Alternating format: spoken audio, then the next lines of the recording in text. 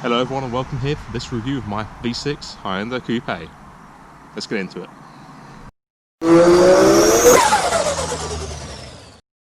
So yeah, this is the first sort of new set of series we want to do on reviewing different cars.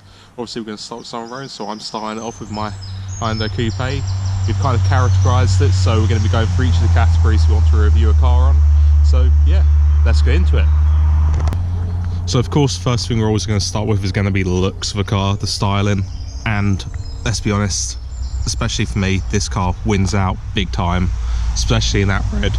This generation, I think, looks absolutely fabulous. Like, especially at the moment, like the paint does need a bit of work. It's obviously aged a bit, especially if we go round to the back. You can see the lacquer on the rear spoiler has come up.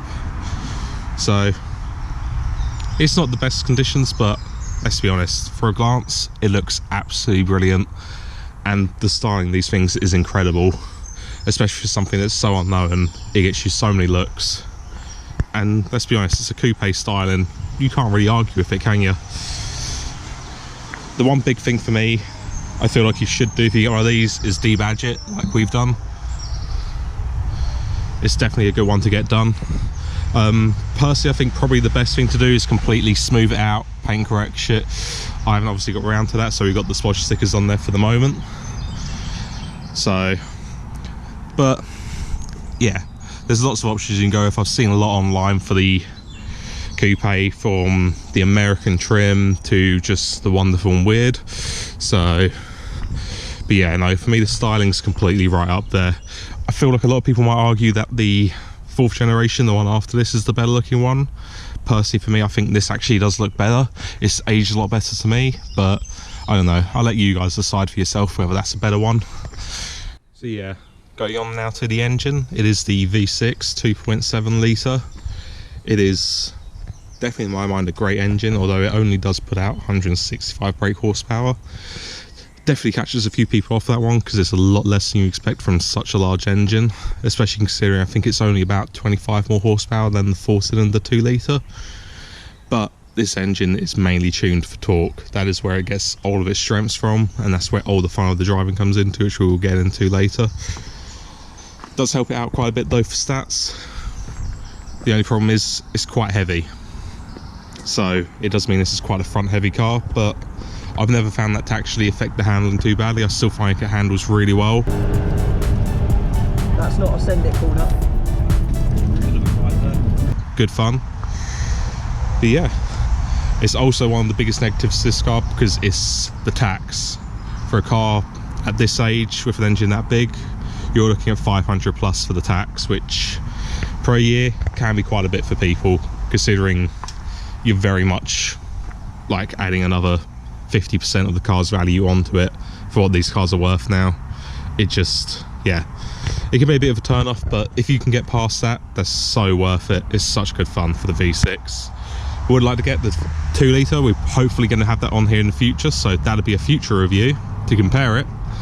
But yeah, the V6 definitely well worth it. So now if we go on to any mods on the car, well, you've seen everything on the channel for this one. There isn't too much to it.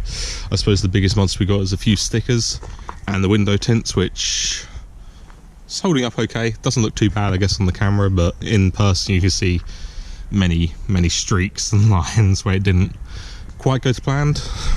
But we aren't professionals, we're just having good fun and experimenting around here. But yeah, mods wise, it is a bit difficult to find stuff for us, especially the V6 isn't actually as popular as the 2 litre, so you have got to get a bit inventive. But I have seen things out there. There are options, you just got to search about a bit. But none that I know of as must-dos. That's something you'll definitely have to, if you're getting into it, hit up the community and find out. I haven't got to that point yet, so, but no. So yeah, now on to the interior.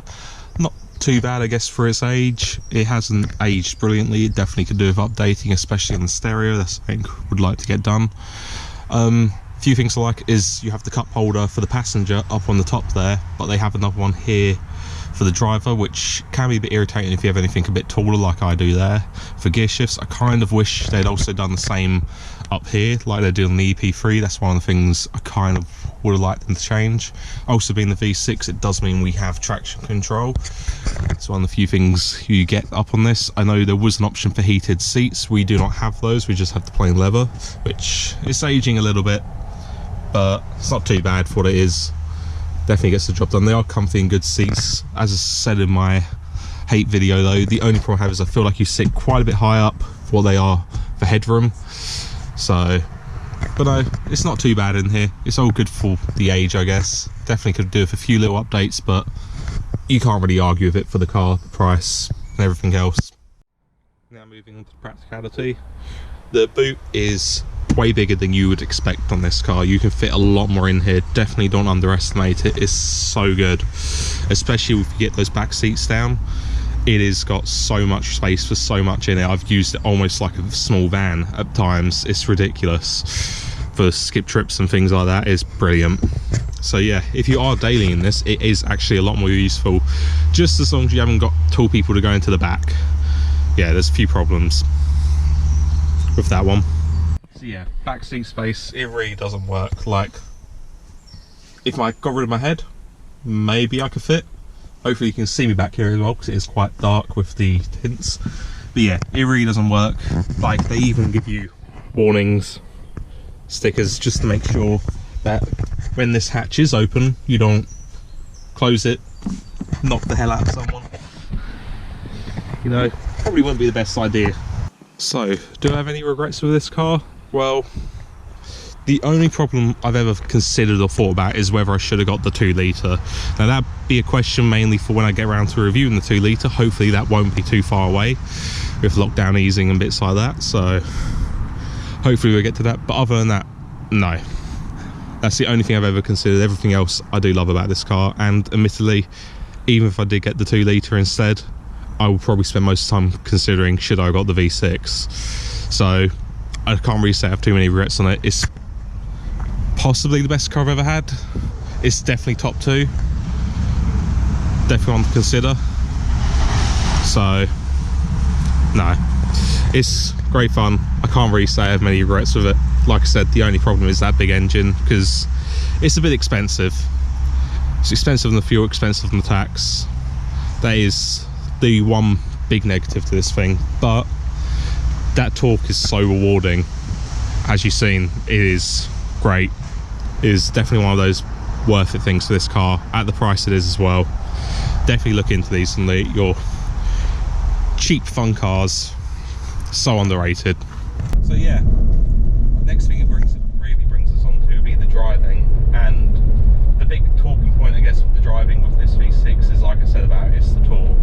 The torque is where this car does its best work, does all its best stuff, because literally you're going along, I'm in 3rd gear, 30,000 revs, I put my foot down and it is proper, goes for it, is brilliant. The one good thing about that V6 is that because there's no turbocharger, there is no lag at all. You put your foot down and you have all of that power straight away whenever you want it. Literally just go, and it is addictive to keep putting your foot down and feeling this car pull. It's nothing amazing, it's not going to be as good as any of your big muscle cars and your V8s, but if you're young, you're on a budget, you want a fun car, it's well worth it. It's got so much to it. It just saves you so much, and you can get so much good cheap fun out of it.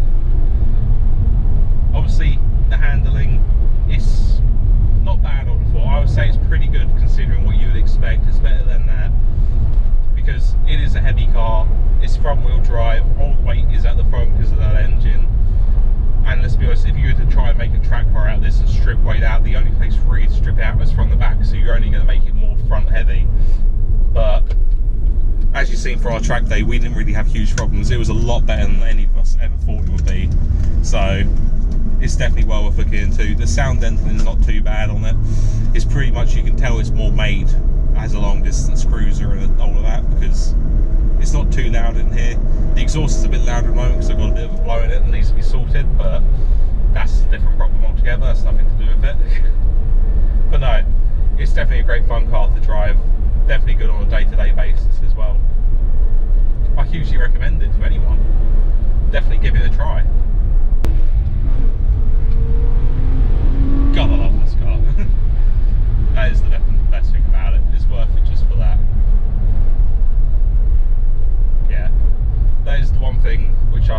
love about this car. I think coming from the MX-5 to this really just emphasised that point. Going from a car with very little power and lightweight to a car like this, with especially all of the torque.